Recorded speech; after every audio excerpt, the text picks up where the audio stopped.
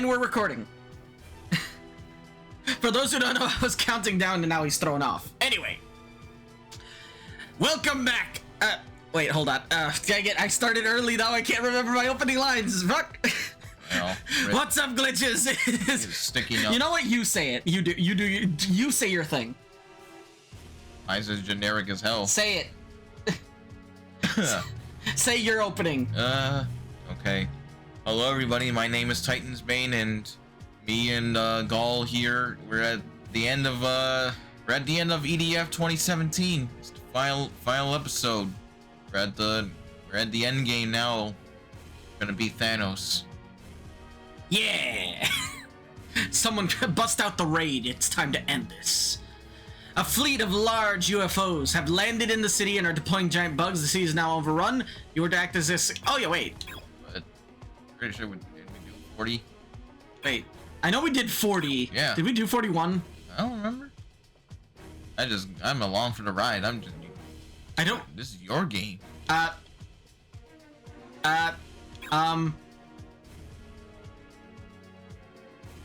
Anyway, oh wait, yeah, we beat 41. We beat 41. Okay, yeah. I remember like seeing King and then immediately going off of it.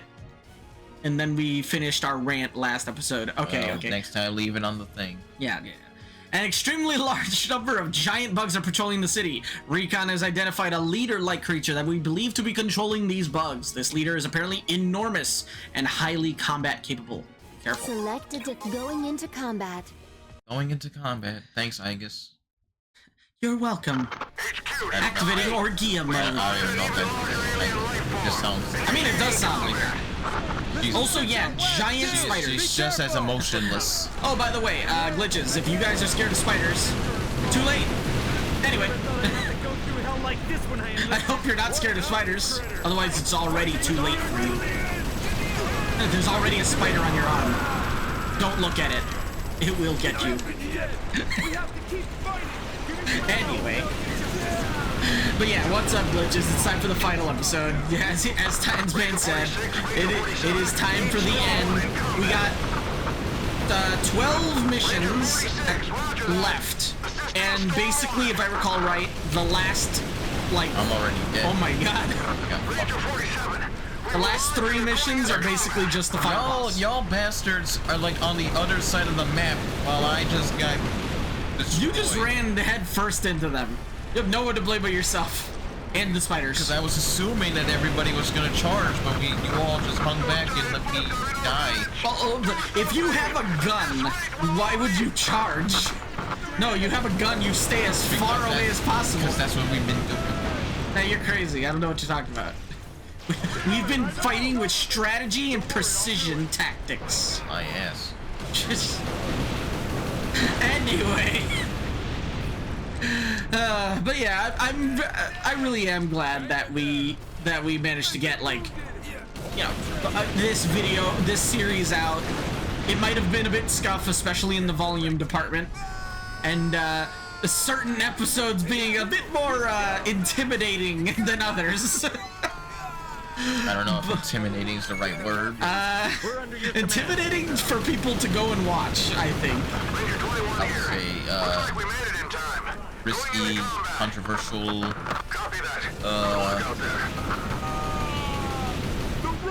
don't know. Those are the words like. I'll just say intimidating. I'll stick with intimidating for now. Also, man, that spider thing is just, the giant spider is just refusing to die.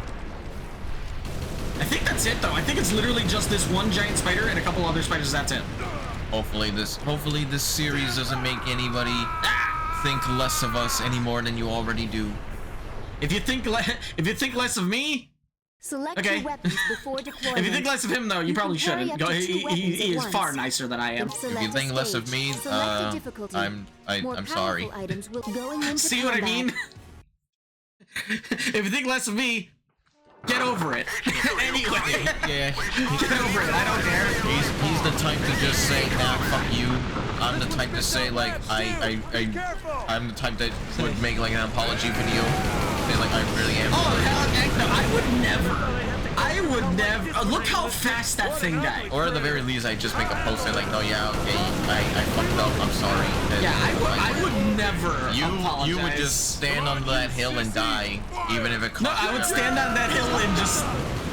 I'll get hit by arrows, but I'd still live.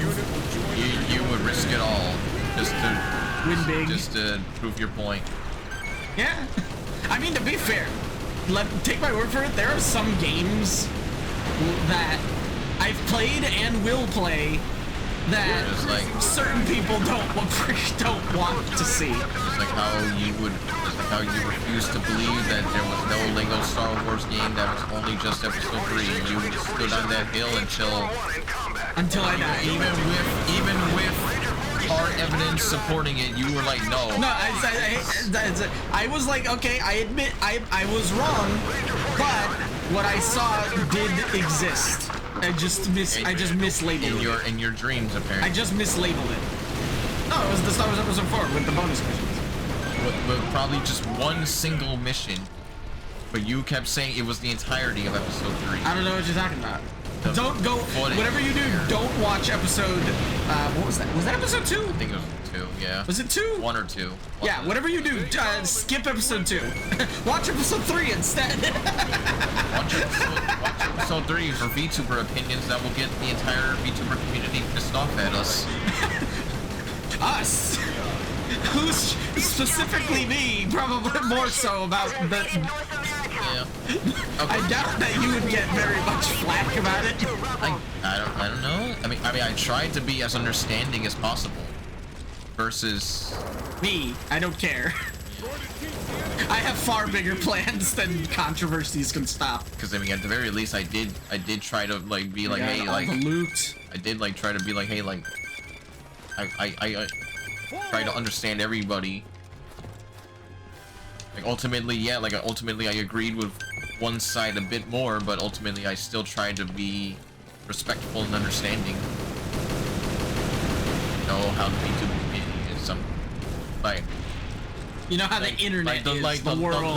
The loud minority always finds a way. Yep. Despite, even though the quiet majority is very wholesome and nice. But speaking of loud. Thank you. Seriously. What? Thank you. Thank you. Okay, but there what? you for the collab. Oh, it's been fun. The first ever like 2-person collab that I ever had. You can carry up to 2 weapons. It's a nice change of pace. Every single VTuber that has ever asked you if you wanted to collab, be like, what the fuck? You know what the funny thing is? I have been asked by 3 people, and you're like, no, I can't do it. I haven't been able to because my internet is garbage. It's like, unless like the only reason I can, like, if it isn't obvious for the glitches out there listening, you know, the fact that you are literally right in front of me. I don't know what you're talking about. This is a Discord call. No, it is. What the fuck are you talking about? I can fit. What is my fist a Discord call? He just punched his monitor. I don't know what he's doing. We're screen sharing, and I literally just saw him punch his. Don't webcam. make me get the Nerf Magnum, the Nerf revolver. Chad, I'm gonna need y'all to call 911. 10 years of friendship just down the drain. Has it been 10 years? I told you this before. It's like, damn. We met in 2015. Damn. January 2015 is when we met. Time is an illusion. It's a lie. Anyway, the nest has been discovered in the mountains. Giant bugs pouring out. Huge numbers.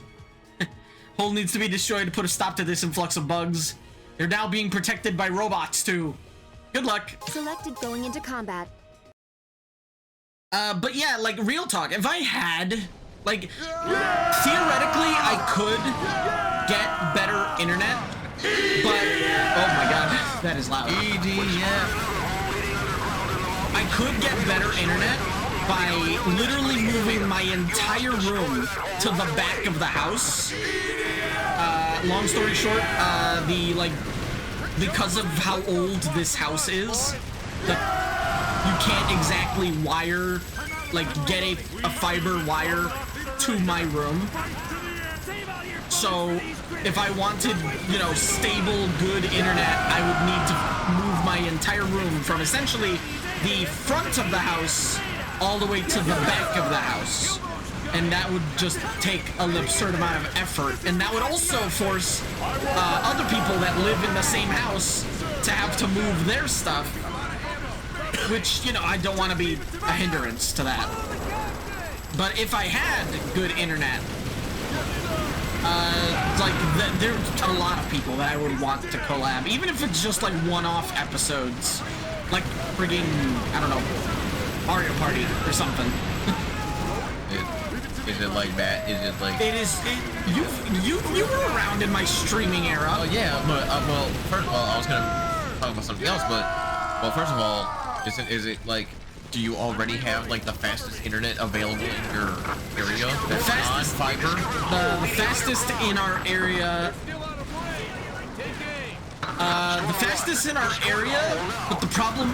Like, the biggest problem for this particular area of the house is that the signal from our router to here is very, very bad. It's not possible to move it over here. And we can't move the router up here, like can't move the router to this room. If we wanted to, we couldn't. The best we had was like a router, like a router rerouter. You know, it bounces the signal from the router to here. What about through alternate means? I was gonna say that. And it helped a little bit, but then it was very inconsistent. What about like? Because I know like I have AT&T for like, you know, fiber, but I also know that they sell like you can buy like Wi-Fi extension, like signal extenders. Yeah, we used one of those. In fact, I think I remember one of the last streams was using one of those, and then it just kind of died. Again, the signal in this particular room is garbage. Complete garbage. It takes you 10 years to download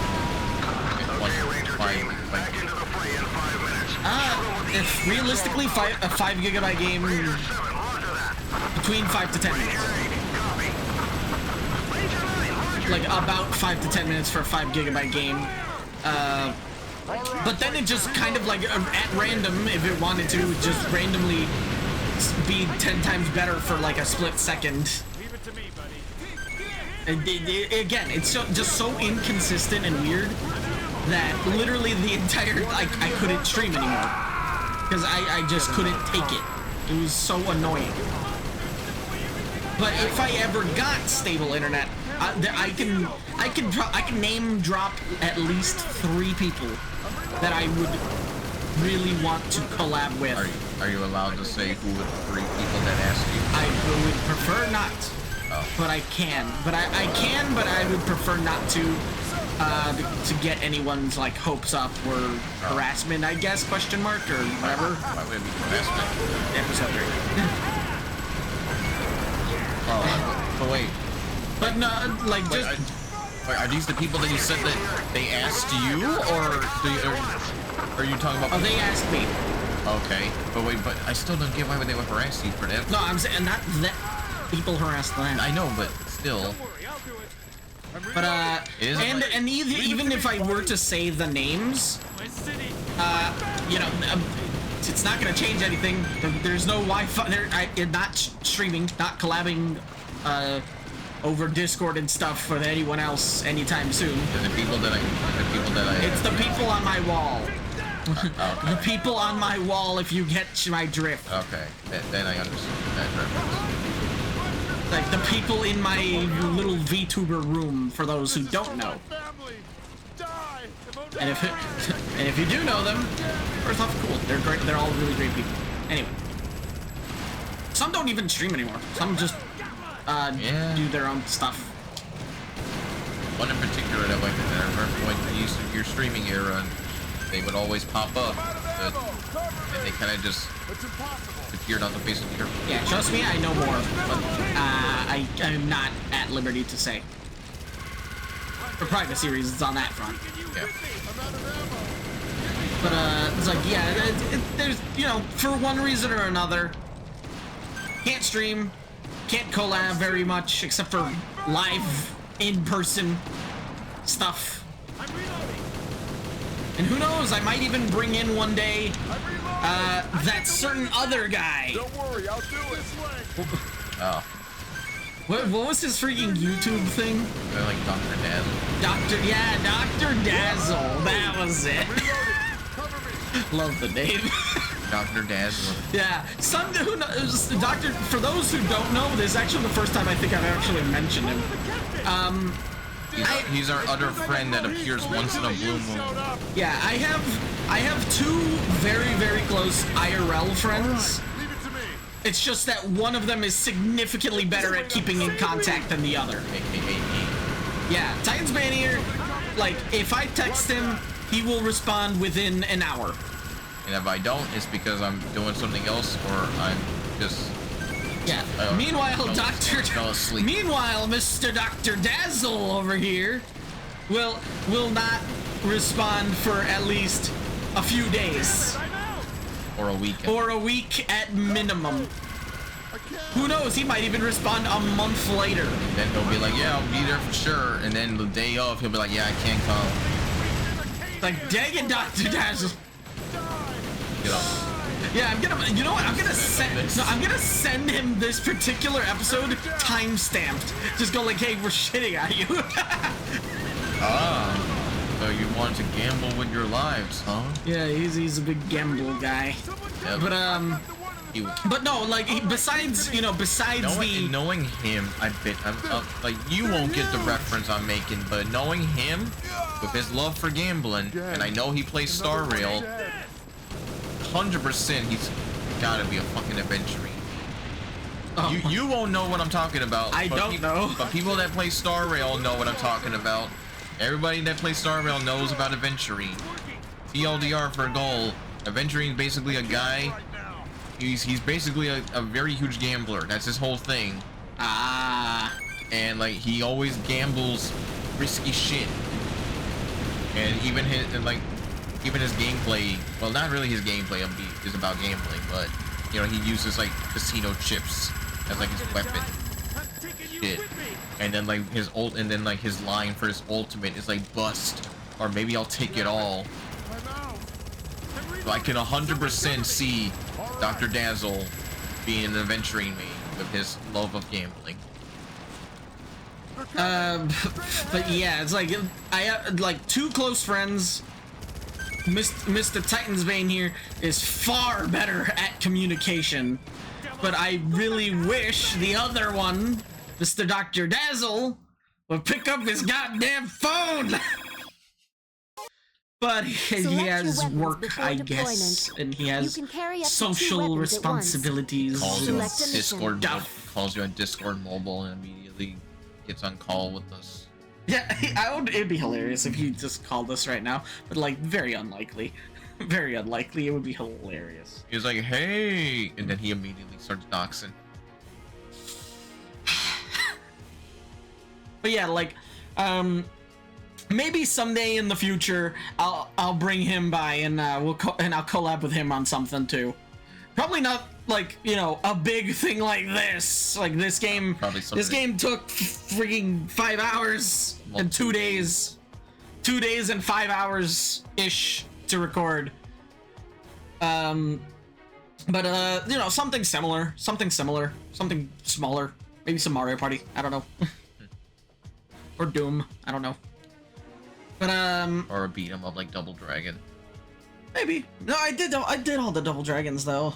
I don't think there's any fight. Maybe River City Girls. Maybe. I mean, it really depends on him. Like something that you can beat in one sitting. Yeah, definitely. Well, yeah, maybe for foreseeable future, and that's not counting other videos that might wink wink nudge nudge come out at a relatively soonish time, wink wink, nudge nudge, anyway, that are also collabs, wink wink, nudge nudge. For the record, I keep winking and nudging at this guy. Yes, I know. Anyway. I know what you're talking about. I don't need to verbally confirm. But you just did. Anyway, the giant bugs are becoming more aggressive. It appears to have dug out a new nest and are beginning to reproduce. We cannot allow them to increase their numbers. We need to once again go underground, exterminate the giant bugs again. Except this extermination is only 3 missions instead of 4. Initiating operation. But yeah, like, that's the future. If you want to see what's in the future, subscribe. Leave a like, subscribe, go follow and subscribe to Titans Bane's channel as well. I'll probably put it in the description. I'm already. The heck? You just jumped. Oh my god, he just jumped. Why? I didn't mean to. You maniac. I walked off the edge a little bit too much. Living on the edge. Living on the edge, trying to finish behind. There's a large group of aliens in the pit. Secure the area for the support team. Great show. Anyway, oh yeah, I think we never actually touched on that. It's like my favorite Spider-Man is obviously also Spectacular Spider-Man, followed by the Spider-Man the animated series from the 90s going into this would be my personal ranking of Spider-Man shows. After that, I honestly don't care about those two, about any other ones. Yeah, but there's a whole bunch. I know there's a couple other ones, and some of them are fine. Like, those are the only two I care about. Here's my personal. Oh, that's it. Oh. Oh. Okay, keep going. Personal ranking. Top 3. Well, hold on. I'll wait till after you finish reading the mission briefing. A new nest is discovered underground. Confirmed a large number of aliens in the upper reaches of the nest. You were to climb up the pit. We just entered the pit. Now we gotta climb up the pit and eliminate the threat. Going into combat. Okay, so my personal, and this is not only just including Spider-Man cartoons. This is also going to include like the live-action Spider-Man show that a lot of people don't realize existed. Well, there's 2 of them, but I only saw one. I'll get to it. So number 1, obviously, Spectacular Spider-Man. That's, in my opinion, still the best Spider-Man cartoon. If I got a season 2, it would have been perfect. It does have a season 2. I mean, season 3. You know what I mean? See, finished. If the show got a proper, you know, finale that wrapped up everything. Well, that's half of every Spider-Man show is that they never fucking finish. Like, damn it, I fell off. Okay, so Spectacular Spider-Man, all-time favorite, yes. Spider-Man 90s show, that is my second favorite Spider-Man cartoon. It's the one I grew up with the most, but I just think Spectacular was better.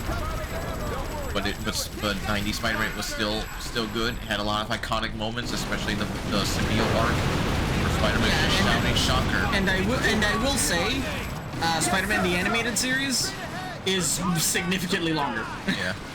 So you know, you get way more bang for your buck if you're going, you know, entertainment per like minute. No, freaking bug pushed me off the edge, you son of a. Well, it's up to you. I don't even know where I fell. Oh, you're not even. You need to climb up. I told you I fell off. I'm trying to find the way. No, but you have to climb up. I know. I'm trying to find the way. You need to find the way. Anyways, I fell off again. Anyways, so yeah, 90 Spider-Man. That's number 2. That's number 2 on my list. Number 3, Spider-Man Unlimited. It had a very interesting concept. It had a very interesting idea. Was that the one that was like the episodes were really short and it was like 3D CG stuff? That's the one. Or is that Ultimate?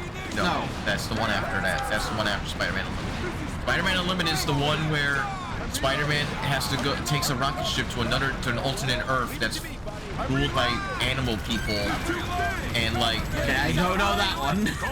It was literally, it's the one that aired right after the animated 90s Spider-Man ended, where J. Jonah Jameson's son, John Jameson, goes on a rocket ship, and he gets trapped in a parallel Earth that was recently discovered. So Spider-Man goes on a rocket ship, goes to the parallel Earth with a new suit that looks like Spider-Man 2099, and he has like a cape, but whatever, it's like nanotech, but goes to the alternate Earth, and the main dominant species is like animal people that was made by this human guy whose name I can't remember, and he's got like these animal knights, and then you got a human resistance that's led by John Jameson, and the whole show is Spider-Man trying to overthrow the Emperor guy. Oh, are we supposed to go there? And it was technically labeled as like the sequel to the 90s show, even though it didn't really make any references, as far as I remember, to the 90s series. But I still remember it was a good show, but it ended off with like the biggest cliffhanger that was never resolved, where Venom and Carnage, because they're in that show, the symbiotes of Venom and Carnage like basically mess things up really badly, and then the show just ended. Wait a minute, I think I know which one you're talking about, actually. Or at least I've seen that scene. Yeah, like symbiote. Didn't it have like its art style was like very, very heavy lines? Yes. Very bright colors. Very bright colors, like more like comic book shading, kind of. Yeah. Okay. I have a vague idea. And then it had like a very techno style. Yeah. And then it's ending. It's quote unquote ending at the moment. It's just the symbiote a bad ending. Taking over. Yeah. And it never got resolved. It was supposed to get a season 2, but it never did. Well, I guess bad guys win. Yeah. Well, so that was number 3. Number 4. Also, there's got to be one nest left. Yeah. There's just the last few enemies just refuse to die. Yeah. Refuse to die. There's got to be a nest left. So number 4 is the one that you were thinking of, the 3D Spider-Man show that was on MTV. Yeah, there was like it was like every episode was like super short. So it was meant to be a continuation of the first Tobey Maguire Spider-Man. Huh. That's what it was supposed to be, where it took place after Spider-Man 1. Don't fall. Took place after Spider-Man 1. It was supposed to follow them in their college years, but you know that was their interpretation of what happened after Spider-Man 1. There it is. There it is. Die. Even though it didn't really make sense, because there was a lot of plot continuity errors between that and Spider-Man 1.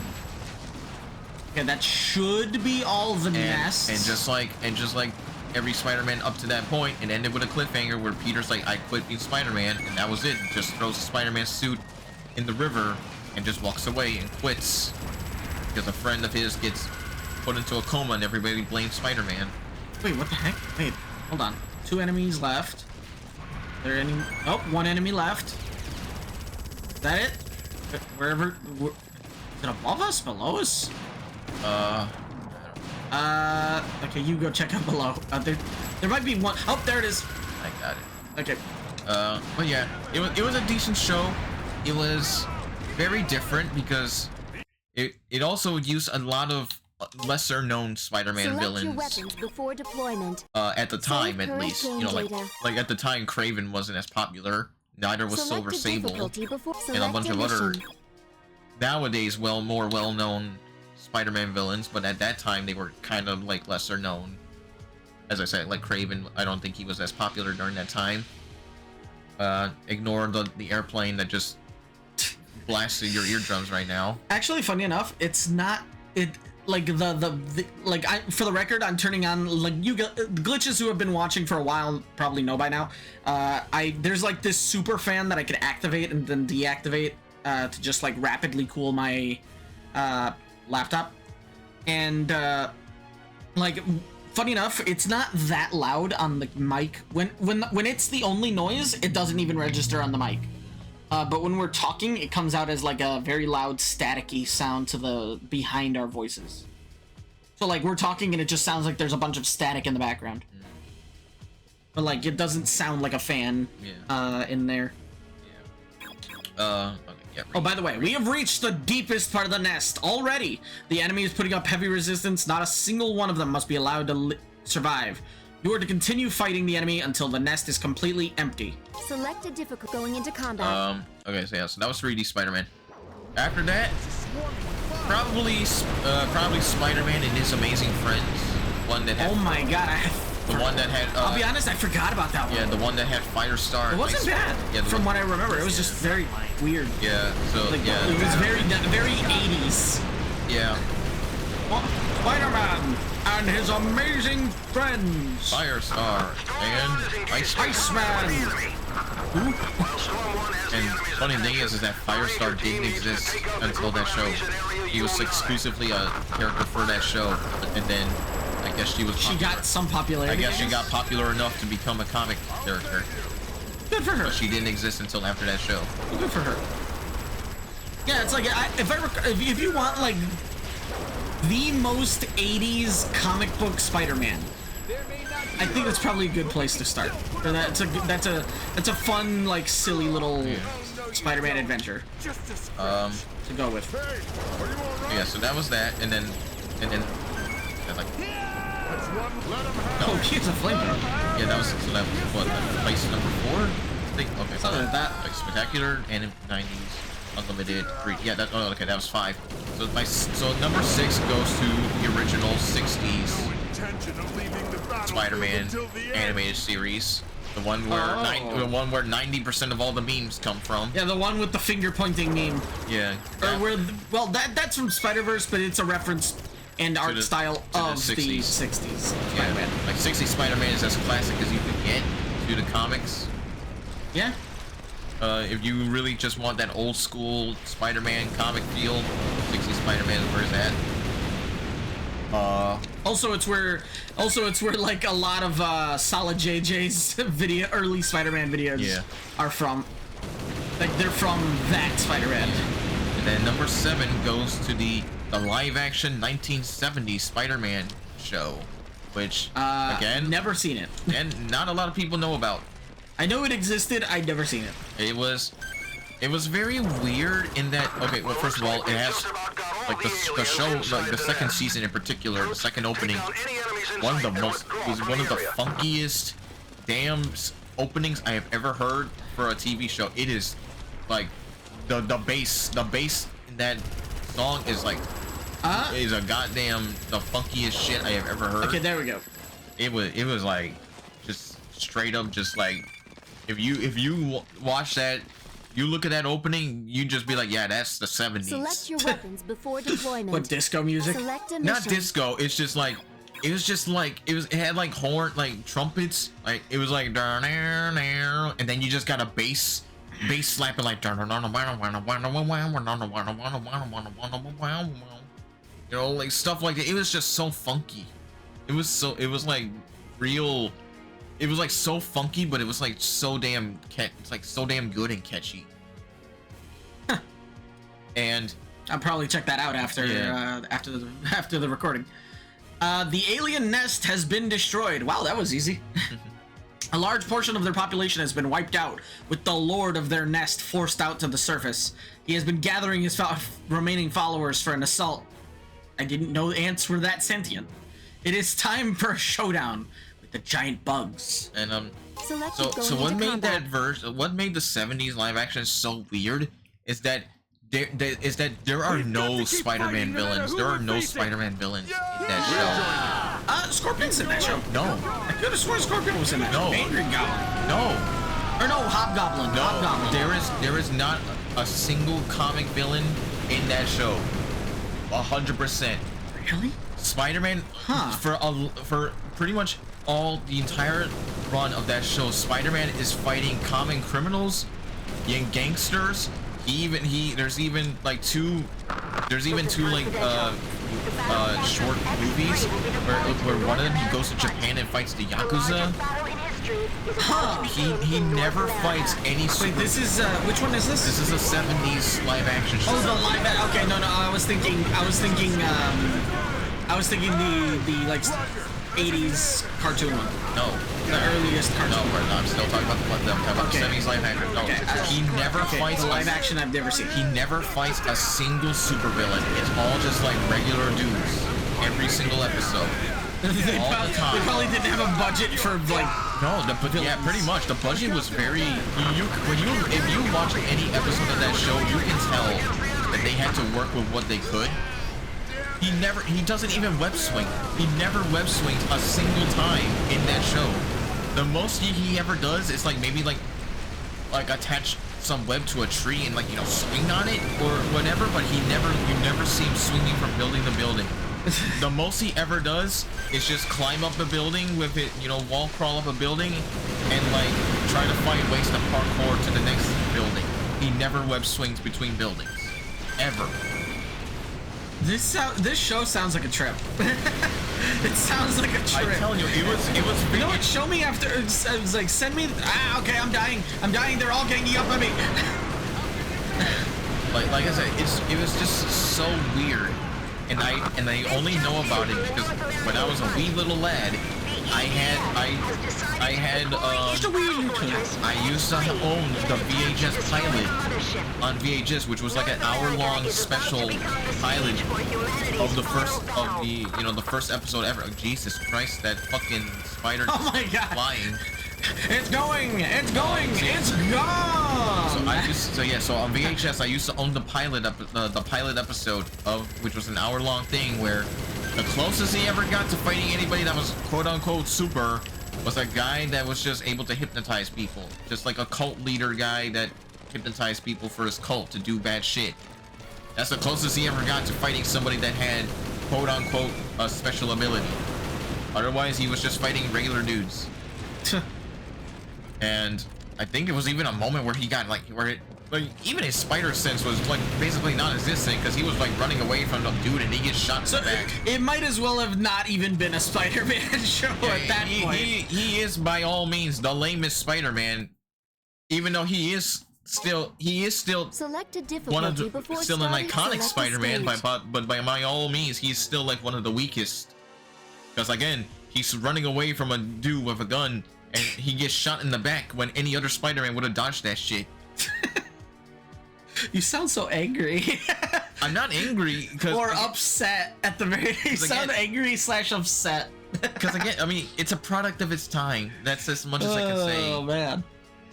The Lord of Giant Bugs has been killed. This has, however, caused the remaining bugs to become even more aggressive. Every giant bug across the country is now making a beeline for our location. Troopers, get ready to fight the largest enemy army yet. Select And then the a funniest part is like when he's like wall Initiating crawling up a wall operations. because you can tell it's just them just putting like It's the floor. Yeah, it's just a floor that they just like made to look like a wall, and you just see the guy crawling. Actually, here's a random fun fact for you.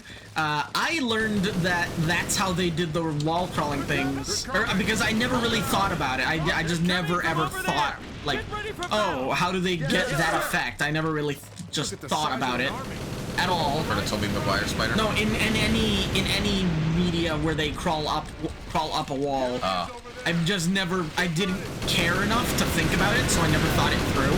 Yeah. I never figured it out until I played Ape Escape 3. Because in Ape Escape 3, Ape Escape 3 is all about like television parodies. And one of the levels is in a TV studio where they're recording a bunch of random like parody shows, and one of them is Spider-Man. And and when you go in the room, it's literally just it's a recording that looks like he's climbing up, and then you flick a switch and it just opens the room and shows you, oh no, he's just crawling on the ground. It's just painted to look like he's crawling up a building. Because I believe it's like either that they do that or they just like use like really shitty green screen or blue screens. But yeah, but like I never really realized. Oh wait, that's how they do it until that point. Because I never really thought about it. And then it is the last, because I admittedly haven't seen too much of it other than clips. It's the Japanese Spider-Man, Spider-Man. The one where it's like a Japan exclusive live action. It was a Japan exclusive live action Spider-Man, where Spider-Man, he doesn't get bit by a radioactive spider. Instead, an alien spider goddess gives him a bracelet that lets him transform into Spider-Man. It's Sentai? It's Sentai. Oh my god. He gets a Spider-Mobile, he gets a Megazord. He and every single time he fights a villain, he does a whole damn speech and does a Super Sentai pose. And he does some shit like like, I am the joy of all children. Oh, he does the freaking Goku speech. Yeah, he does like Goku speech. The Goku Super Saiyan speech. He does it, but he does it. He's not. It's never the same speech. He comes up with a new speech every single episode. His time off, he's just writing speeches. He's like, I am the terror of all villains' nightmares. I am the joy of every child's dreams. And then he does like a. And then he does like I'm gonna pause. And then he's like, no pausing. And then he does like a pose. He's like, Spider-Man. The heck was that pose? Yeah. I wish you guys could have seen that. Yeah, it's just I will show you after, but he always does shit like that. It's like, okay, I want you guys to imagine if you were crawling up a wall, like crawling up a wall as low as you can, and then like, but move your right arm to the far left, move your left arm to the far right. If they each crawl, it's like that. If they want the visual image, they can just look it up. The heck? And even that, and he doesn't even have webs. It's like the webs is like more like a slingshot slash like net to capture people in. But it's more like a slingshot or a grappling hook. Spider-Man. But it was just so funny that it was just basically a Sentai, because he, like I said, he gets a Spider-Mobile. I think he gets a bike as well, and then he gets a Megazord, and it was just so funny. And I have to place it as last because admittedly, like I said, I haven't seen a whole lot of it other than like beyond like clips and stuff.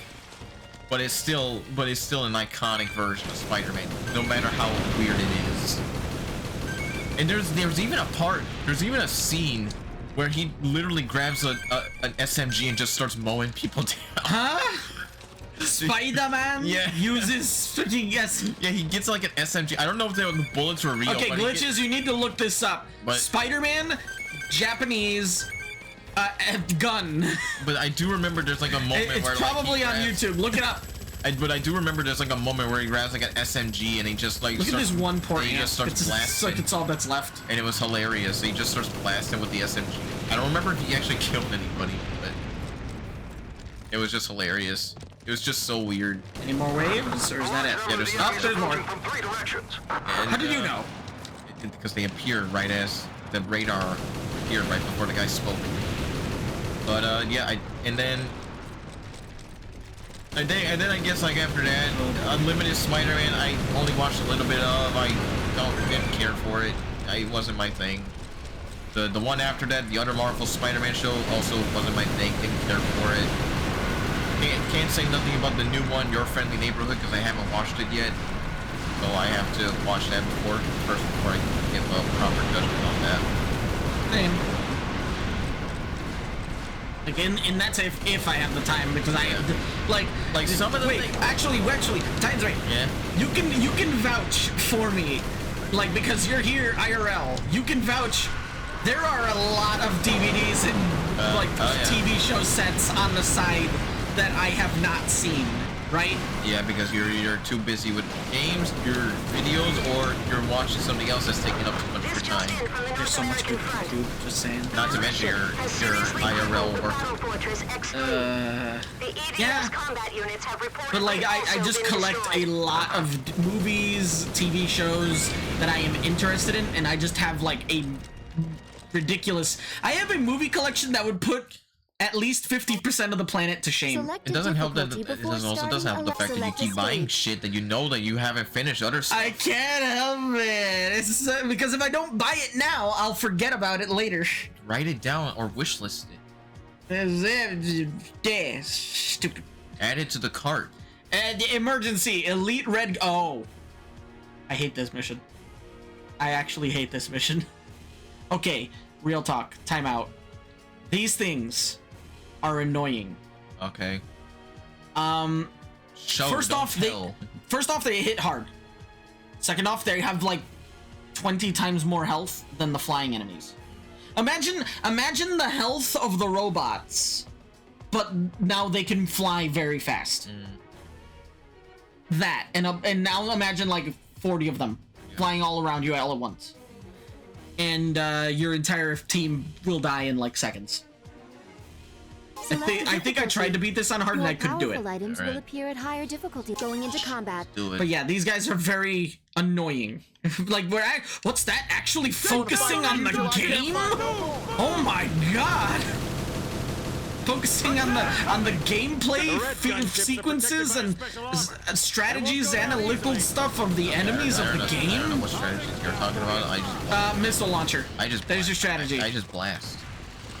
So I just started blasting. Get out of my head. I read your mind. Bow bow. Bow bow.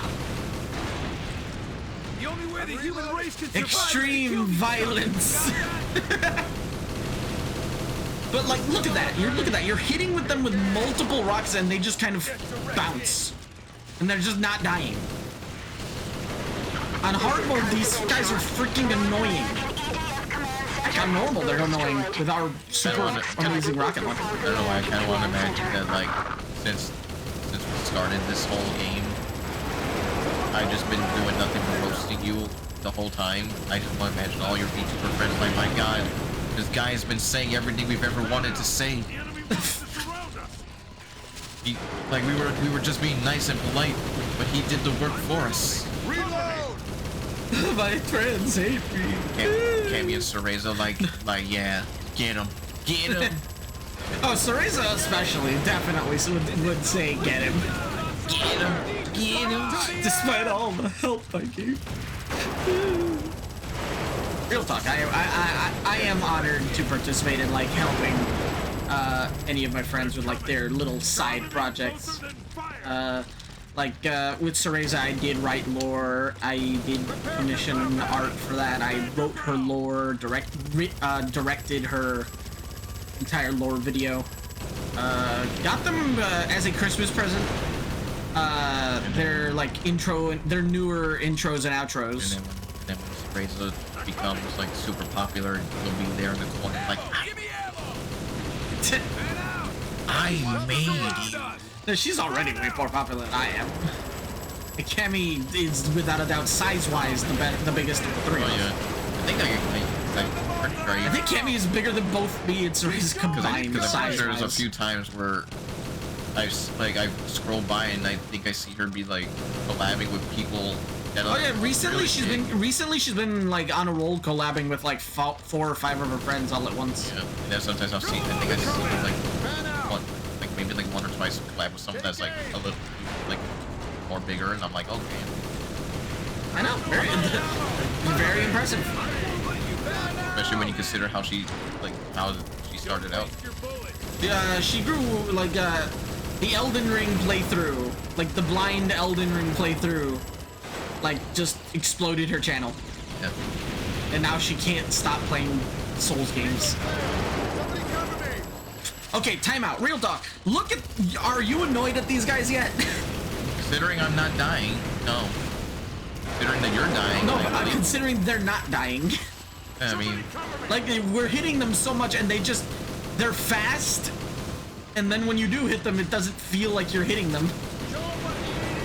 I mean, you just kind of gotta aim a little bit away from them, and usually the missiles hit.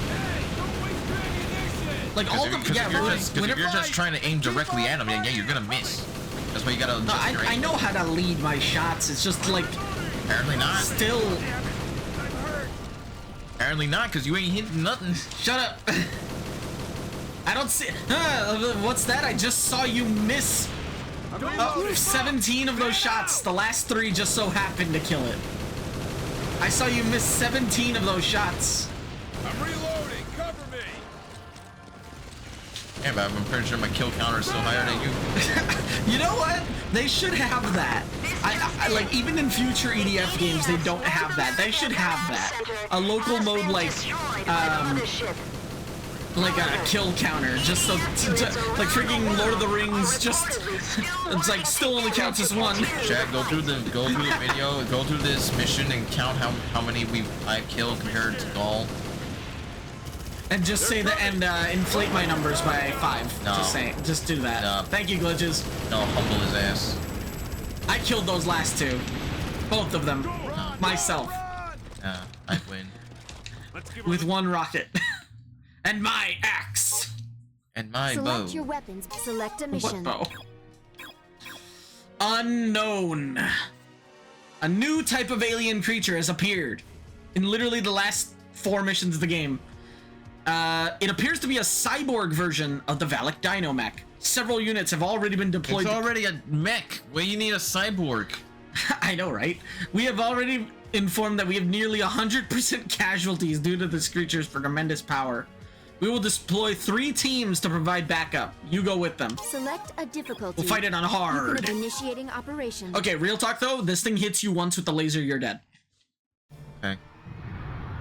They took off its arms and gave it giant plasma cannons. We have reports of a new Ravager fighter that is over 120 feet tall. Playing Zilla. It reportedly resembles the alien life Not form Godzilla, EDF has Zilla. named Valak. From the 2000s Godzilla movie, American Godzilla. Oh, the American one. Yeah, the one that no one likes. Yeah, the one that eats fish. The one that And is a mom. The one where the movie sucked, but the animated series was great. I've never seen, funny enough, I've never seen the Godzilla animated series. It's It really, was one of the only animated series of its time that I just never saw. It was- Also, look at that explosion. Look at that anime as all hell explosion. It's a Japanese game. No, but like, I mean, yes, it's a Japanese game, but It's like, a- that's like one of the most, like, Dragon Ball Z style, like, zoom, sweep the laser across, and then suddenly everything explodes. The enemy is And yeah, the equipped with mechs cyborg. do the We same don't know thing. what kind of weapons it's using. No, Be the mechs careful. did a similar but different thing with like a flamethrower. Anyways, yeah, Godzilla animated show. It was real good. Everybody hated. Uh-oh. Everybody. Yeah, I know. Run away. No, it was looking at it was turning and looking at me. Oh. Then he looks at you. And I look at him. Anyways, yeah. So, yeah, everybody hated the movie. Everybody was like, nah, movie sucks ass. Thank Godzilla. And then the animated show came out and everybody's like, yeah, this is absolute peak. Huh. You know what? Maybe that'll be one of my. I should buy the DVD box set of it. and put it on. Early 2000s. Add it to my collection and put it and wait for another freaking. Like the 8. Like. That was only one. Oh, hey, we didn't die. You didn't even hit. I only got half health. The 80s to the early 2000s was always that weird period where they started making cartoons of things that were just weird to make cartoons of. X-Men. I mean, not X-Men. Not X-Men. Not X-Men. X-Files. I didn't even know it was animated X-Files, but Yep. And I there know was Men in Black, but and Men in Black. And Men in Black. But I meant like, And yeah, there was. I'm pretty sure there was an X-Files anime. Not anime, cartoon series. I didn't know that. But if there is, I didn't know that. I'd have to double check, but I'm pretty sure there was. But you know, things like fucking Mortal Kombat, like Defenders of the Realm. Oh my god, I forgot that existed. Sonya Blade with her combat time. Oh my god. That was one show. I'm like, why? Like, who thought like, yeah, let's make one of the most violent video games ever, Rated- turn it into a kids cartoon, Kids cartoon. and then making the catchphrase be combat time. With a K. You know, then you got shows like, you know, Godzilla. Like, who would ever thought like? Oh, it's in. Then you have like, then I don't know if any of the glitches or anybody watching ever saw the movie I think it was called like Exterminators or Extermination. No, not Evolution. It was a movie called Evolution. And it had like the logo was like a smiley face that had like 3 eyes because it was supposed to be like an alien. Like it was a whole movie about these like scientists, nerd scientists, and they, you know, alien invasion. It was like a comedy sci-fi movie called Evolution, and then they made an animated show about it. Never heard of it. I think if you probably saw maybe the logo, you would probably know what it was. But You said like it's like an alien head with 3 eyes. no, it's like a smile, like the emoji smiley face. With 3 eyes. Yeah. Hold on. And then Because I'm getting like a vision of like a alien head looking thing. it was a with 3 2001 eyes. movie. With three black eyes, yellow 3-eyed alien head thing. Yeah, this was what the logo looked like. Yeah, that thing. Yeah. Okay, I've seen the logo. Yeah, and yeah, so it was a 2001 live action movie that they later turned into a animated film. Huh. Even Stargate had an animated show. Did Star Trek have an animated show? I would not be surprised, but I don't know. There's been, I don't know, I don't remember if during that time period, but there's been plenty of Star Trek animated shows since. Oh, I know since, yeah. Yeah, but I don't remember if there was one during that time frame between the 80s and 2000s. With the exception of... Oh, right. I forgot about that. Like, we were talking over it, but basically, while we were dealing with this thing, a bunch of other ones of this thing and, like, the leftover alien army basically wiped out the rest of the EDF around the world. With the exception of our division, EDF forces around the world have been beaten to the brink of defeat. Without reinforcements available, our defeat too seems inevitable. A large enemy division is gathering in the ruins of what was once Tokyo. It appears they are preparing an all-out assault. We will issue a preemptive strike and fight back no matter what the cost is. So 3 missions left. So what this game is saying is that when an alien invasion happens, Japan are the only ones that can handle it. And even then, Tokyo doesn't survive, sadly. Well, Japan, you better bring back that giant-ass Gundam that you decommissioned. Hey, that'd be amazing if they actually ever, like... No, you know what? They didn't decommission it. They hid it in the secret underground bunker, and they're having their scientists... Waiting for them. Top scientists working on it. Waiting for them to start building an Ava next. Zaun Kokudo. Hey Japan, if I can make a personal request, can you build Mega's XLR? No, if anything, the US would build Mega's XLR. Yeah, but I feel like Japan would still do better. No, Japan would make it better, but like the US would definitely be the first one to make it. I mean, yeah, it's core, yeah, because it's an American show, but I'd rather trust Japan to not. No, I'm saying more so like its functions and stuff were very, like, besides the sci-fi, besides the fact that it was a robot, it was a very American robot with missile launchers, machine guns, everything, very American. Yeah, America. And speaking of also cartoons, like, still, I don't know if I'm like in the minority or whatever. I've always did kind of hate how the original Clone Wars animated show pretty much is like the 2D one? Yeah, non-existent from anyone. Like, it just seems like it's been wiped from canon. I think for the most part, yeah, it has because it wasn't made by Disney, so it's like, oh, it doesn't exist. The one, I think it was like made by the Samurai Jack. Yeah, by Gennady Tartakovsky. Tartakovsky. Yeah, I don't remember. His last name is hard to pronounce. The Samurai Jack. Yeah, the Samurai Jack That's all we gotta say. And Primal. I remember immediately I do think that some of the character designs were a little weird looking, especially for like Palpatine. Yeah, but like the actual action and music and stuff was all, the cinematography was great. Oh yeah. Which, you know, makes sense for, you know, the creator of Samurai Jack, one of the best cartoons of all time. And I always liked how the final episode of that show led into directly into the opening to Star Wars Episode 3. And it also gave like a lot of logical reasons to a lot of small things, like Grievous's cough, because Mace Windu crushed his lungs. Yeah. Now it's not. Now they made like another thing. What's the other thing? I think in like the Disney canon, they gave Grievous a lot more backstory and like his I am just getting fucked. His armor. I'm dead. Where are you? I'm like surrounded. You're dead, but I have no idea where you. You're probably underneath that robot over there. Oh yeah, you got artillery fired to death. Okay, so Grievous is what? Oh yeah, and it's like Grievous and his species were like. They got like shitty immune systems or something? No, they were like a warrior tribe that were getting defeated, and then he was basically a prototype for Anakin's tech. Like the prototype for Anakin's tech, including like for cybernetics. Yeah, for cybernetics.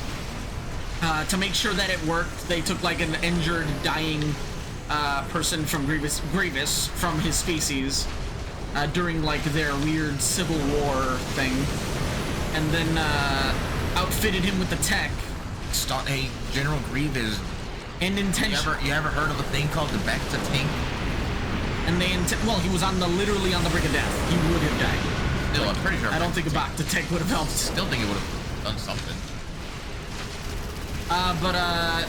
Including the idea of having the machine armor be intentionally flawed to inflict pain on the user. To pull a Vader on so yeah, they pull a Vader on him, and that's why he coughs. It's because his like breathing apparatus is flawed. Wouldn't be surprised if the same shit that they use. Yeah, it's probably the same stuff for Darth Vader. How cheap it was. Yeah, it's an interesting idea. Like having somebody be like a scapegoat to prototype Vader's armor. Frick, I need to take out these. That's like I think that's like something that was always interesting. The fact that like if it wasn't for Vader's armor intentionally designed to like weaken him, like he would have been much stronger. He would have easily crushed Palpatine and the entirety of the Rebel Alliance. Well, there was also another side effect of that armor. It's like it's intended to, be uncomfortable. Yeah, that's what I mean. No, but like that's to make the dark side, the dark side of the Force stronger. Yeah, but physically, yeah, physically he still couldn't use it. He's weaker, but his Force power would get a boost essentially. Yeah, but he couldn't really. Yeah, but I don't think he could really. Can't move. I don't think he was able to really use his full potential because of those still. Oh yeah, Anakin, if he was like, I think they have confirmed it. Like, I don't know if it's canon anymore, but I'm pretty sure there are comics and stuff that have like been what if he was never turned into Darth Vader. Theories and all that. No, like comics themselves that showed like Anakin full potential being like stupidly strong. I think I remember stuff like that, but they were always like visions or dreams that he would have. I wouldn't know the specifics. I'd have to look it up. But just like it was like Anakin, if he had never become Darth Vader, would have been like way more powerful than anything in the known universe. Yeah. Like to the point where even like in theory he could have just single-handedly killed the Force gods. I know sometimes I'll look up like goddamn. I know sometimes I'll look up like fan dudes, like like the one where it was like the most popular one would be like, oh, if Qui-Gon had lived and none of the stuff from episode 2 and 3 would have happened. And technically, yeah, because Qui-Gon, like, who really was the better teacher. If Qui-Gon had lived and not get killed by Darth Maul, then yeah, most likely Palpatine would not have been able to turn Anakin at all. And I think because Qui-Gon was like the one Jedi who went against everything the Jedi Council stood for. Yeah, and I think it's also confirmed that Qui-Gon's like fighting style is one of like 3 people that were were specifically designed against Palpatine's fighting style. So like if Palpatine fought Mace Windu, Qui-Gon, and like one other guy, I think it was Plo Koon. Like if he fought those 3 in particular, that he would have lost. Right. Because their fighting style is specifically designed to fight him, or his fighting style. And I think and there's like so many reasons why for Qui-Gon. It's also like one is like I said, like I mentioned, like one is like Qui-Gon was like I wouldn't say the outcast, but more like the guy who was always the unconventional type of person. Like he would always do things that the council didn't. Yeah, really he's like a middle ground between Obi-Wan and Anakin. Like he was more about like, hey, I'm not here to serve the council. I'm here like the Jedi to do the right thing. I'm all about the Force. I do what's right for the Force. Yeah, as I put it as like a middle ground between Anakin and Obi-Wan. Like Obi-Wan is very much towards the like a smidge too much in the like order. Yeah. Whereas Anakin is a smidge too much out of the order. Yeah.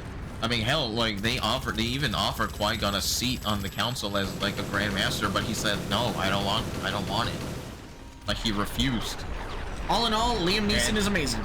And there were a lot of people that said like, hey, probably if like Qui-Gon was Anakin's master still, but probably.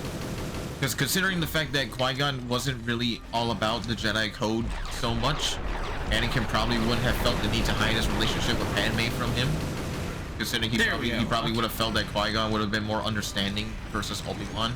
Even though really, Yeah, I still think that. I think it's implied that Obi-Wan already knew. Yeah, he already knew. I still think for that, quite a while. I think still. I'm of the opinion that if Anakin had told Obi-Wan, I think Obi-Wan would have, you know, I think Obi-Wan would have understood enough to keep it quiet, considering that. And wasn't there like a he had like didn't Obi-Wan have a love interest in the Clone Wars show? Yeah, she does die. Yeah, but I think he did have a romantic, love interest. So I would think like Obi-Wan of all people would have been more understanding if Anakin had told him. Yeah, it's like honestly, real talk, one of the most heartbreaking moment in the entirety of Revenge of the Sith. Yeah. And in my opinion, probably the most heartbreaking moment in all of Star Wars, in my opinion, is just Obi-Wan talking with Padme, going, "It's Anakin's, isn't it? Yeah. I'm so sorry," and then he leaves. Yeah. Like that is I'd say another heartbreaking moment. Have you ever watched the Obi-Wan show? I actually haven't. Okay. Well, this is kind of a little bit. Well, go ahead. Just go. Nuts. Yeah. So anybody that haven't seen, I don't have the time to watch it. So there is a scene. So there is a scene in the final episode where you know, Anakin or Vader and Obi-Wan are fighting, and there's a scene where there's a scene where half of Vader's mask gets broken off, and when they're fighting, you know, first like the first half, like the half of his face that's like revealed, you know, you see the red light, and then Obi-Wan is talking to Vader, saying like he's apologizing to him. He's saying, "I'm sorry, Anakin. I failed you.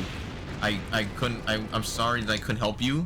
And then for like a few moments, the red light on Vader's face turns to blue, and Vader says in Anakin's voice, "I am not your failure," and as a way to tell Obi-Wan like, "Hey, what I became isn't your fault." And so, and then afterwards, and then it goes back to being a red light, showing that Vader is back taking over. So for Obi-Wan, at least for Obi-Wan, he has that knowledge that Anakin doesn't blame him for what he is, but it's still heartbreaking that he still lost someone that he considered a brother. The enemy army division has been destroyed, but other units scattered throughout the country have changed course and are headed to our location.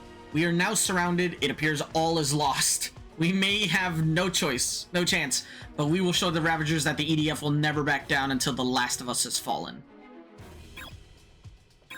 Select a difficulty. I will say another good moment. I don't think, like,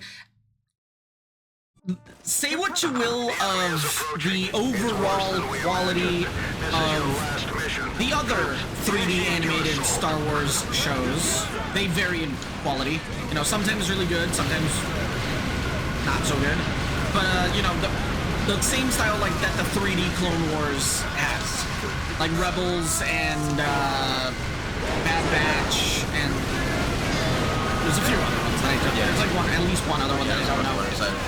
But like, at the end of Rebels, there is a great moment between Darth Maul and Obi-Wan. I'm sure you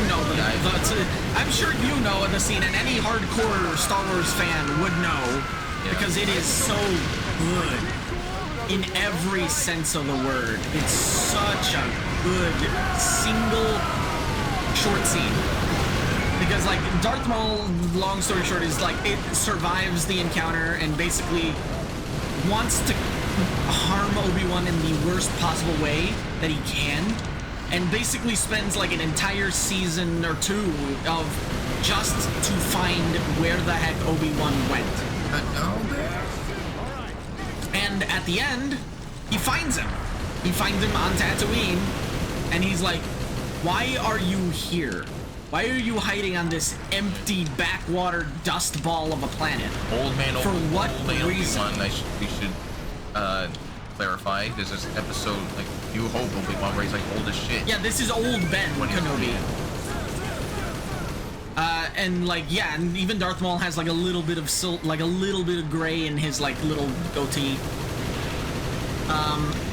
But like he's wondering, "What the heck are you doing here?" "Okay, I'm here for my revenge." And then he was like, "Wait, you must be here to protect something." And then they fight, and Darth Maul tries to use the exact or Obi-Wan uses Qui-Gon Jinn's fighting stance. Then he switches stances. Yeah, he switches from his normal stance to Qui-Gon's stance.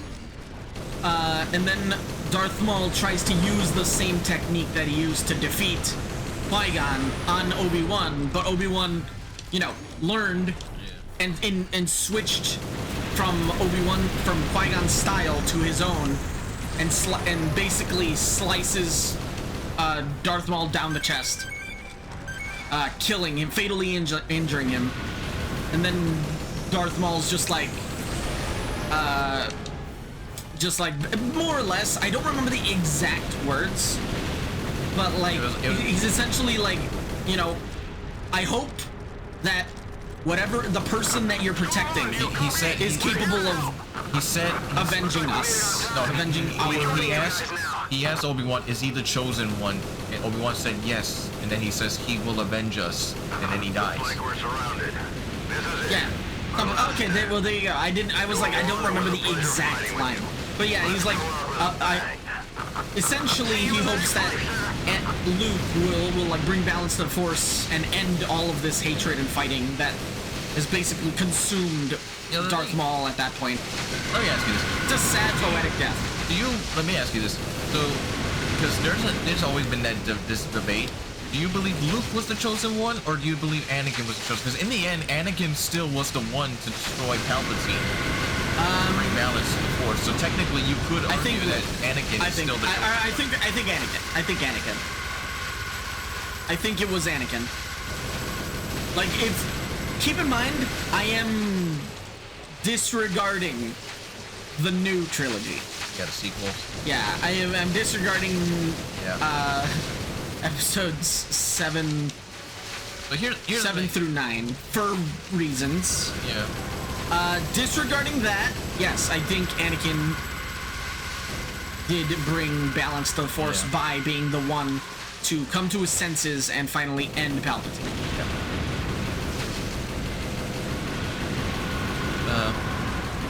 Although, don't get me wrong, Luke did, like, if Luke didn't do his thing, I don't think he would have. Yeah, he wouldn't have been able to. He wouldn't have been able to. Alright, because I got my own things to say about the sequel trilogy. But fun fact, I would rather not talk about the sequel trilogy at all. You don't have to, but I got like. If you want to talk about it after the video. No. After recording, we're not talking about it on this video. It's not like it's just like for one specific thing, not like the whole trilogy itself. You have a minute.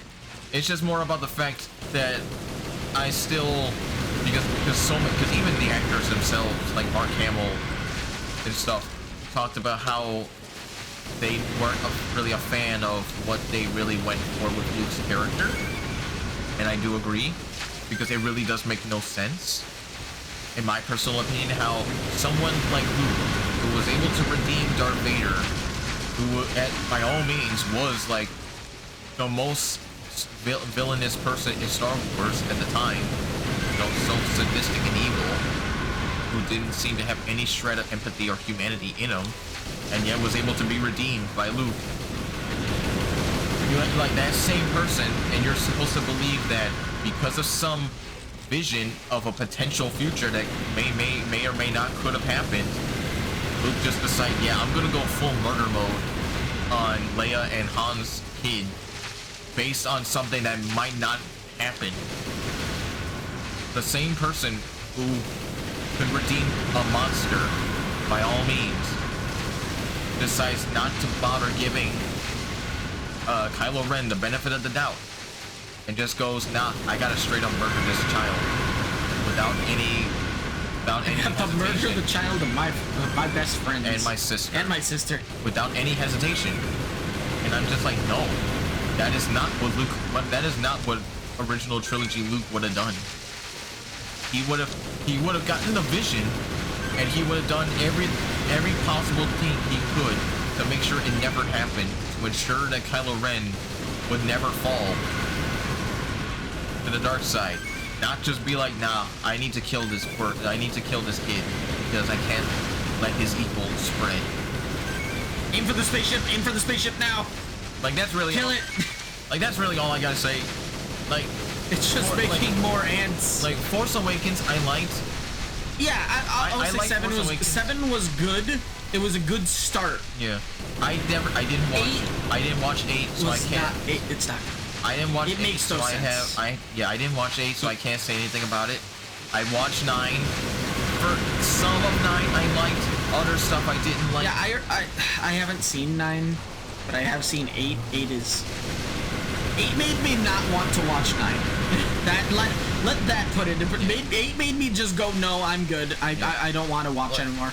Yeah, some stuff about 9 I liked, some stuff I didn't like. The whole. Yeah, I heard it did a lot of things that they needed. That like a lot of things that don't make sense logically to try and make up for 8. Yeah, because including retcons. Especially because 8 was made by a different director at the time because I think J.J. Abrams was his son that passed away or something. Someone in his family passed away.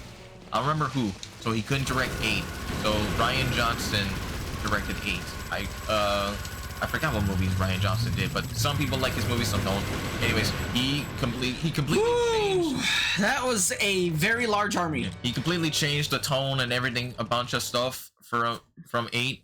But he also set up a bunch of character Think stuff. long and hard about which But then when weapons- J.J. Abrams went Save back to current direct game 9, data. he pretty much retconned almost all the character Select your developments weapons from before 8. deployment. Select a stage. Yeah, just take my word for it. It's like if you know what, if we were ever to watch 8, we would we would have Dr. Dazzle here. Yeah. And we would watch it, all 3 of us together, and shit all over Yeah, it. I think the 2 biggest problems. It's not. Yeah, the 2 biggest problems I had with 9 was obviously the one that's most popular, the fact that Palpatine just comes back to life for no fucking reason. That I knew. Yeah. Palpatine is returned, and then the final moment when Rey is like, "I am Rey Skywalker," and I'm like, you couldn't let her just be her own thing. You have to make her a Skywalker. Like, I get you want to do it as like a way to honor Luke and the Skywalker line, but you could have just made her be her own thing instead of just forcing the Skywalker name on her. Ha. Forcing it. Anyway, final mission of the game, Starship Troopers. which is a fantastic movie. The first one especially. The other 2 are mixed I bag. have never seen a single Starship Trooper movie. I think you'll find that entertaining. If you like, if you've seen the introduction, the silly introduction to Helldivers. Yeah. Okay, if you like that, you'll like Starship Yeah. Troopers. I know I think on Amazon Prime, I see the 3D CG animated Starship Trooper movies on there, but I actually have not seen that one, or those ones, but I've seen all 3 of the live action ones. The first one is good. The second and third one are okay. Like, considering that they are intentionally trying to be very cheesy, weird movies. The first one is good. The second and third one are mixed bag. Like, you can take or leave the second and third one. But like, they are the inspiration for this, and by extension, and also the inspiration for Helldivers.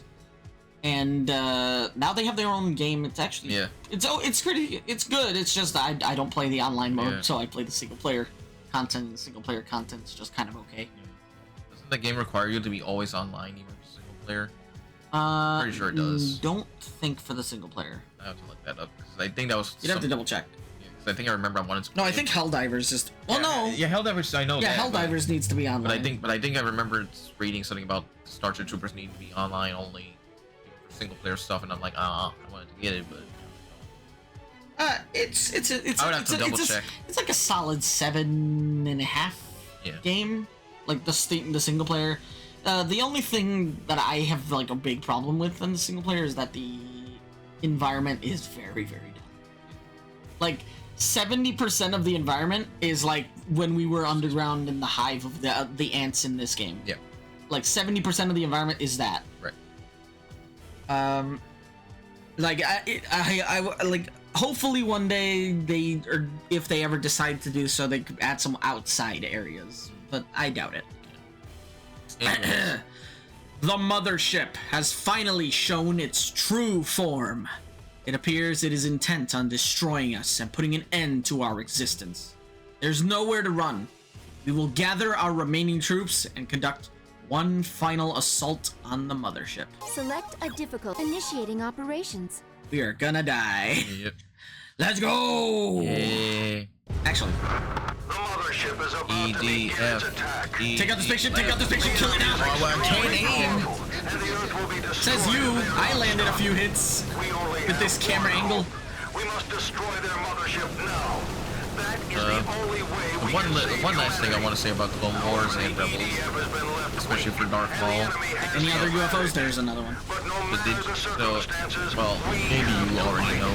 We will never let the enemy see the EDF So did you retreat know from battle. that the person who Focus all voices Darth remaining Maul is the forces same on guy that mothership voices and Star bring Killer them in down. Force Unleashed? Okay, yeah, I heard about that. Oh, by the way, Star Wars Force Unleashed, sometime this year? This is HQ. Sam? Are you gonna play the Kill second everything one in as your well? way. Destroy Yes, I all have. enemy units. That one will be super And they will be It's the... like a 5-hour game. Yeah, but I'm also doing the DLCs. So the second one has a little bit more beat on its DLC. It only has one DLC, but it's a much longer DLC. And that one DLC is as long as all the DLCs from the first game, minus the temple, Isolate the mothership. which is technically not a DLC. It's a level that was cut from the game that they added back in as DLC. But whatever. Oh, it's semantics. Did you also know that that for Clone Wars, the voice actor for Obi-Wan Kenobi is the same guy that voices Titus in Final Fantasy. That I did not. That I did not know. Yeah. You'd be surprised how many roles Titus's voice actor did. That Also, would if never you have see any guessed. EDF weapons, make sure to grab them. We are playing on hard mode, and this is the last level, so we might actually get some decent stuff here.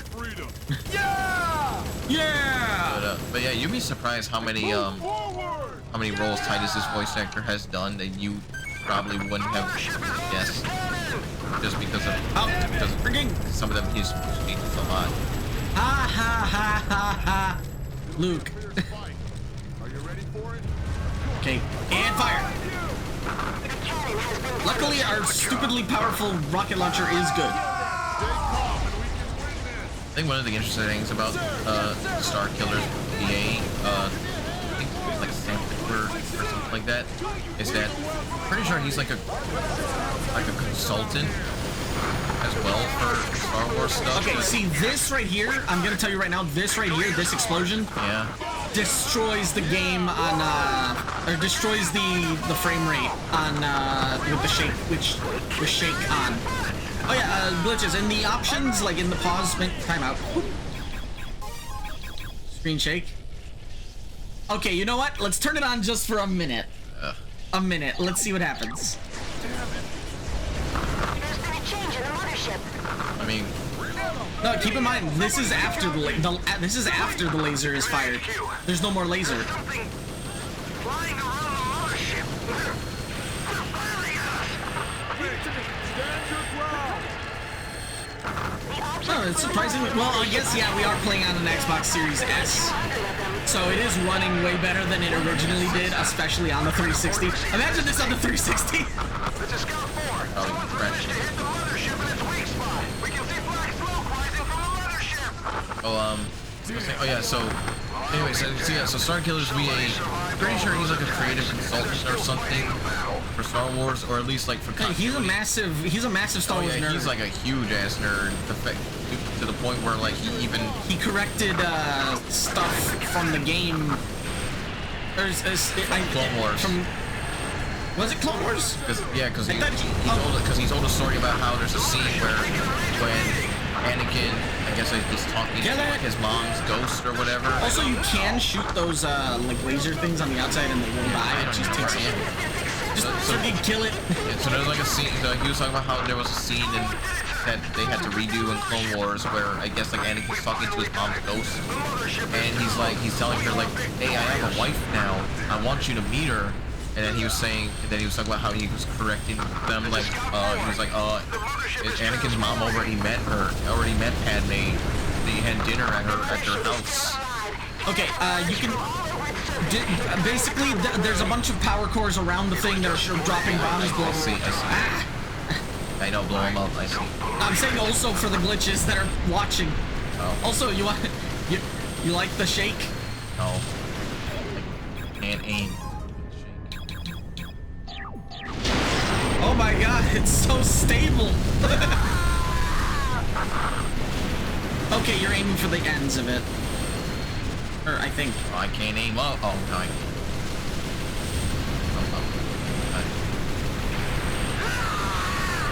I'm screaming in my ear. Well, what do you expect? They're dying.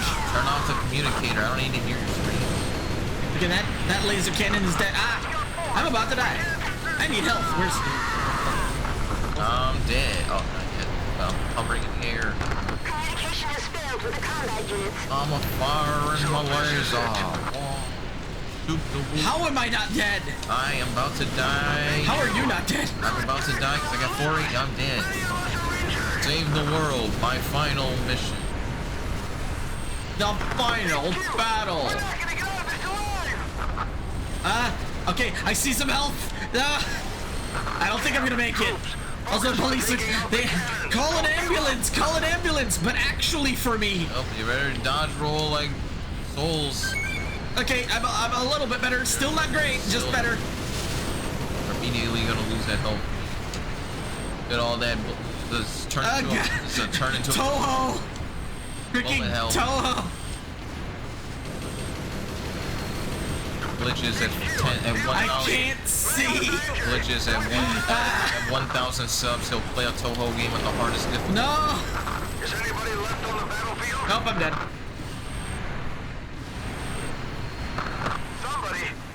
Somebody. They just kicked me again. I don't know who. Over. Okay, what the... No, I think it's waiting a long time to count me as dead. Hello, is anybody alive? Let's do it one more time. One more time. Careful. Right around The there. enemy is extremely powerful, and the Earth will be destroyed if they are not Yeah, I stopped. landed a few hits. The Earth will be destroyed because everybody knows that Japan is the center of the world. Is the only way we can save Obviously. humanity. However, How is the world EDF supposed to is survive in without place, anime? And the enemy has the It just can't. advantage. Yep. But no matter the circumstances, we have You have any idea? All the Real talk, that would cause a lot of problems. all the normies would be like, focus all the remaining forces on the mothership and bring it No, down. and then we remind the normies, Pokemon is an anime. yeah. Considering that a large, but not a large. I know a lot of people consider it just standard cartoon. It is an anime. Yeah, but I was also, And if all anime dies, Pokemon's gone. well, yeah, but I was also gonna. There goes the normies. I mean, besides Pokemon, I was also gonna say that a large part of Japan's culture revolves around anime. I think so. Yeah, there goes Japan's, half of Japan's economics. Just gone because anime's gone. This is HQ. Yeah, and Eliminate all enemies. Take They're out all then the also units. as well probably Isolate the even mothership. video games because a lot of video games take from anime. It's just like all anime influence is just gone. All because we lost this fight. Everything's just Western styled anime that are not as good. No, I mean, I can't say that. It wouldn't be bad. Not every Western style anime is bad. Look at the Castlevania Netflix shows. Those are pretty. Well, here's the problem with that logic, though. Let's find the... Those anime are made by people who watched anime. Yeah, but that's what I'm. Well, If they didn't have anime to watch in the first place, they wouldn't learn that art style, or that, like, the thematic styles or anything, and it wouldn't be Castlevania anime anymore. It would be yeah, but the people that had some already weird. people that had already watched it and know how to do that style, they can still make more. The aliens invade and kill everyone. So, Yeah, that's just something. Yes. there's nobody left to make the anime except the people in Japan. Now we're just going into. Japan goes away, and we're just dead. Now we're just going into guilty gear war. Guilty. It's not that good. No, what I mean by guilty gear Oh war. dang it! I should have put the shake back on just to see the explosion for Is that that. if I remember correctly, and feel free any Okay, that's done. feel free any glitches or anybody watching that knows more about Guilty Gear lore than me. I'm pretty sure that Japan got wiped out. Okay, say. Because I'm pretty sure one of the lore things was that. Okay, there's a lot of health by me. Okay, cool. I'm just gonna say, I'm gonna shoot into the air and tell you to go towards me. If you want, yeah, go towards me if you want health. Like, just in case. But, also, we can probably concentrate our fire better if we're next to each other. So, yeah, so I'm pretty sure one of the lore things about Guilty Gear was that Japan doesn't exist anymore because it got, like, I don't know if it got, like, nuked to oblivion or it got, like, wiped out by something. And, like, Japanese people are, like, extremely rare in Guilty Gear because the country doesn't exist anymore. Japan's gone. And I think like Japanese people are, like, considered, like, a huge ass deal for, like, because they got, like, special or something. So when characters in Guilty Gear see someone from Japan, they're like, oh my god. You know, they treat it as, like, a huge ass deal. Again, if I'm wrong, then I'm pretty sure someone will correct me. Either way, Guilty Gear lore is insane. Don't even get me started on Blaze Blue lore, because that's even worse. Because there's a lot of time traveling involved with Guilty with Blaze Blue. Okay, yeah. Oh, okay. Now he's saying attack the cannons. Attack the Titan. Okay, yeah. Now you can destroy the weird diamond-shaped things. Shooting. Luckily, our rocket launcher does reach that far, which is again another reason why this is a fantastic rocket launcher. Just saying.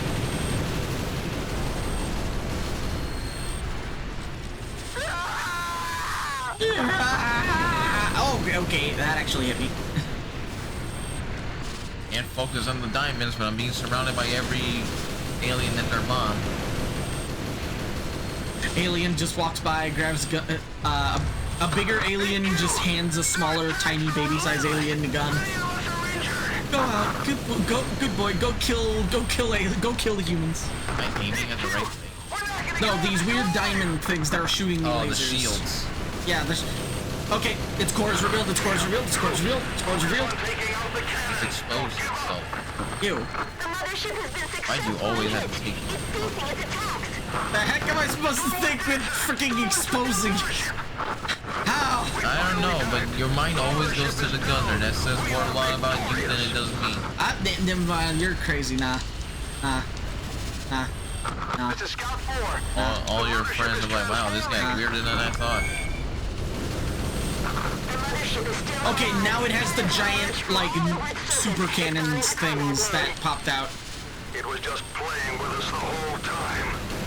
It was just playing with us, holding back its true power. Look what they need to mimic a fraction. No, look what we need to mimic a fraction of their power. Think, Clark, think. Okay, I need health, and I accidentally wandered away from where I had the health. Where is it? No! I specifically waited there for health, and now all the health is just, I can't see. Kill some aliens. I don't understand how anybody can do this single player. Well, I did it on normal. Yeah, but on harder difficulties. Especially Inferno. Well, to be fair, you'd have a bigger screen. You'd be able to see a little bit more to the left and right. Still, with all this shit on the screen, even on Inferno, I'm dead. I don't know how. Well, it's up to you. I don't know how anybody could do this on Inferno single player. Well, hold on. Here's the two things, really. One, again, you do get better and better weapons, like the Cascade 2, which is basically twice as powerful as the one we got. And then there's, like, really powerful sniper rifles that are actually even stronger in terms of raw power and range. Machine guns that are, like, twice as good. There's just a lot of weapons and stuff that are technically better than what we got, even though what we got is still pretty good. Somebody's still fighting. Oh, they're like, everyone's dead, but somebody's out there still fighting. Who is it? It's Storm 1! Everybody's dead except for me, who's talking. It looks like there's a green item behind you to your left. I don't know. It could be health. It could be armor. Oh, it's just armor. It's useless. What does armor even do? It increases your health by 1 at the end of the level. Like, after you beat the level. At the end. Yeah. Like originally, when you start the game for the first time, your health is 200. Our health is 1,394. This is Ranger 7. Basically, for every single one of those red armor things we pick up, it increases our maximum health by 1 point at the end of the level, like after we've beaten the level. It dropped nothing. Storm 1 is in combat with the mothership. Alone. I repeat. Storm 1 is in combat with the mothership. Oh, you're near where I died. My controller shook that one for that one. Yeah, I think. Okay, we might have to put this to normal. No, Titanbane, no! Can't even focus on the stupid shield because there's just too many enemies. Wait, hold on. The Siri activate Darude Sandstorm. Oh, kill the ship. Aim for the ship. Maybe if you kill it, maybe if you're lucky and you kill it, it just will stop.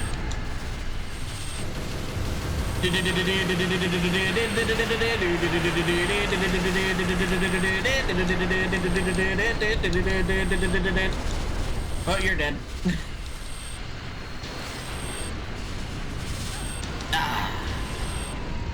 I don't know. It just seems a little unfair having so much on screen like that. A little. Initiating operations. I know, and I managed. Here's the thing: if I recall, it did take me several tries to beat it on normal. The mothership is about to begin its attack. Okay, we're playing on normal now. We will beat this. It's just a matter of like whether or not we will both survive or not. But we will beat this. But yeah, it's like a single player. This did take me multiple tries to beat this level the first time, or to beat this level on normal. On easy, I could probably do it no problem. But like, you know, first time through, you probably not. Like, my advice, like, if you really intend to go into like Inferno mode, like a maniac, would be probably to play the entire game on easy, then play the entire game on normal, then play the entire game on hard. Like, move up one difficulty every time, so that you can, you know, get lots of armor, get more health, get more weapons. This is HQ. Eliminate all enemies. Like, that's the only way you're beating Inferno. I'm curious. And then there's certain levels that are like technically better for grinding weapons. I'm curious. Do items like disappear if you don't pick them up after a certain amount of time? I don't think so. I'm not sure, but I don't think so. That also might explain why they're 2D pictures instead of 3D items. It's so that they can, you know, they don't have to worry about that. Oh, is it bringing out the laser? Not yet. Oh, she's dead. Girl screams to death and everybody's like, yeah! Oh, actually, wait, can we even do that in this game? Don't break formation. No, we can't do that in this game. Dang it. No. Yeah, in the other EDF games, I think from EDF 4 and onward, I don't know about 2. I don't know if there is an EDF 2. Oh, see, we already destroyed it. It didn't even get the chance to fire. We already destroyed this thing. The cannon's going to fall! We won! We kicked their alien butts! Yeah, we won! Now we're dead. There's been a change in the mothership. Disturbance, of course. Nah, that's good. HQ, there's something flying around the mothership. They're firing at us. All these random little laser turrets. Luckily, funny enough, I think we might kill this thing too fast now. Approximately 200 of them. Skill issues. For the aliens? Oh. Or for us? Oh. Because we couldn't beat it on hard. Facing its attacks. Storm 1 did it, sir! Storm 1 took down the mothership! We finally done it! The mothership is down! We are We did it. victorious! That was... Okay, no, okay, this is the moment when they bust out all the super lasers. The mothership is transforming! It's Unicron. Basically is. Cannons have emerged from all over its surface. open. It was just playing with us the whole time. Get this one. I don't believe it. Oh. Yeah, I think you did. The rest of the lasers turned off. Thanks for letting me fend for myself. I've been over here. I was over here destroying the outer parts. I'm the real Troops, hero. withdraw from the area. The mothership is going to crash. Get as far away as We possible. defeat. Also, it's about to explode. By the way. I'm running away. I think you're underneath it, right? Well, rip Titan's Bane. I am the hero that this world needed. I've lived, bitch. Damn it. I mean, yay. Good job. Yeah. 2018 AD, the EDF successfully takes down the alien mothership with a bright flash. The giant spacecraft explodes into pieces. Soon, the surviving Ravagers are also exterminated, along with 99% of the planet. Basically. Peace returns to the planet. The people are heard chanting a single name. That name is Titan's Bane. That name is. EDF. That's not a name. EDF. That's not a name. That's 3 letters.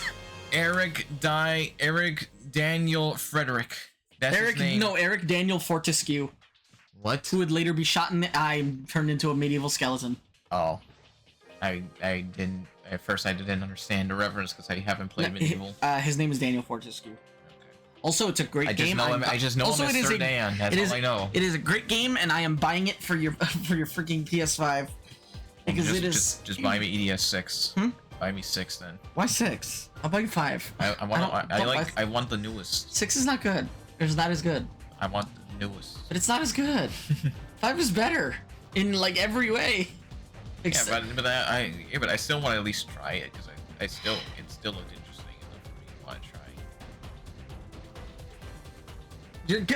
You're probably gonna get bored of the repetitive sections. I've played plenty of games where I'm like, Um. and it's like, Okay, what's your opinion of being forced to replay the tutorial? I mean, I don't really mind. It's like the tutorial short. 3 minute, 5 minutes. Yeah, that's tutorial. not bad. Multiple times. I mean, you can do it how many times? Are we saying like 10 times? Like 6, 7 times.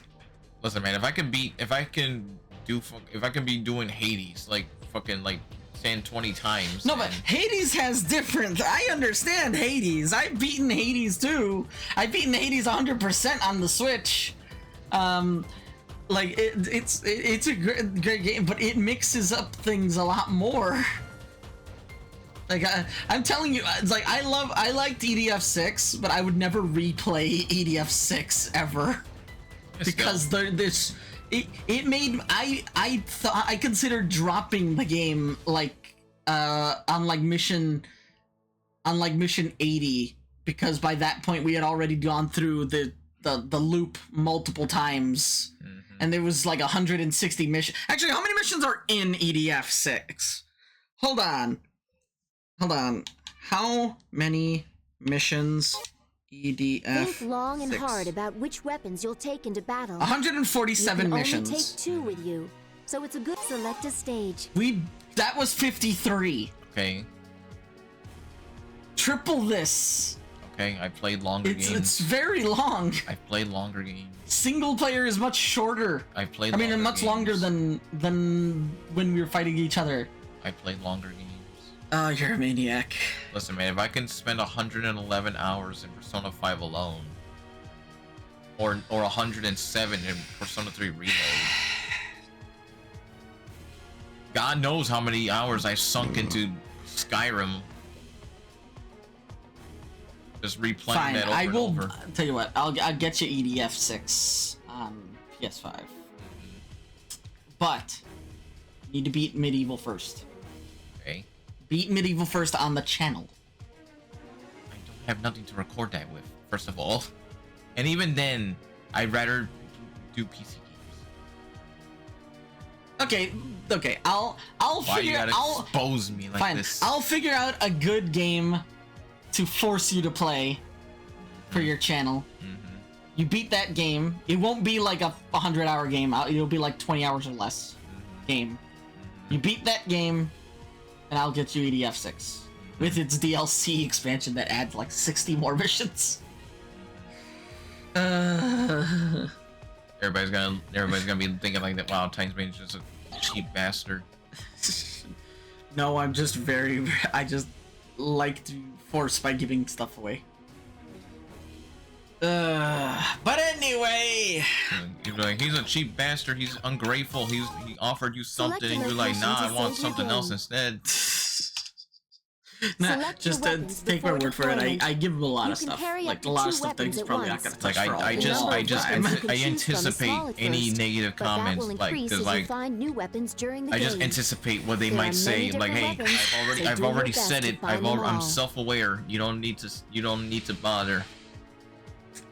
But anyway, that took us, well, okay, that says 14 hours, but it's not. This would all be cut in my version, and then everybody's all like, this bastard, he's trying to hide the truth. Go watch the replay. Okay, so yeah, that took what, like, to save your game. yeah, about 5 hours. 5 hours-ish. Maybe 6, because, like, not counting. Like, I think this said 8 hours before, so like, yeah. Like 6 hours-ish.